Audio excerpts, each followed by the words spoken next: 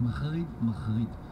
אוקיי, כן, מאזינות ומאזינים, תוכנית נוספת, נגיד בוקר טוב וערב טוב למאזינים בארצות הברית, באירופה, למאזינים שמעבר לים, שמלווים אותנו במסירות ובנאמנות כל שבוע. גם לכם פה, בארץ הקודש. אנחנו אוהבים אתכם ויוצאים לתוכנית נוספת.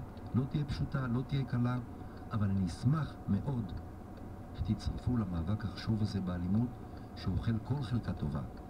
אני אשמח שתצטרפו לחיים משותפים שלנו ושל בני הדודים, של הערבים ושל היהודים ושל הדרוזים ושל הבדואים. הגיע הזמן שיש שקט ושלווה במדינה. אנחנו רוצים לגדל את הילדים שלנו לשלום.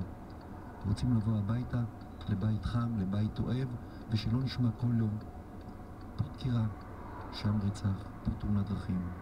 יוצאים לדרך, הטלפון פה באולפן זה 03-6944-673. אני חוזר, 03-6944-673,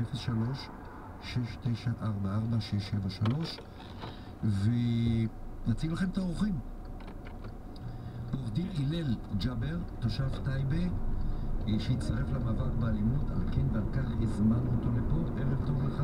ערב טוב מבורך, ערב טוב מבורך. אני מבין שאתה גם עורך דין פלילי וגם יש לך עסק של שוקולדים. אכן, נכון. הרסת לי פה את כל הדעות, את כל הדיחה שלהם. בשמחה ובששון. מה זה השוקולדים? זה שוקולדים שאנחנו מיוחדים לעבוד. זה לקראת ההסכם שהולך ונרקע אנחנו ונחתם. מקווים שיש, הרי המאבק שלנו באלימות זה גם חלק מה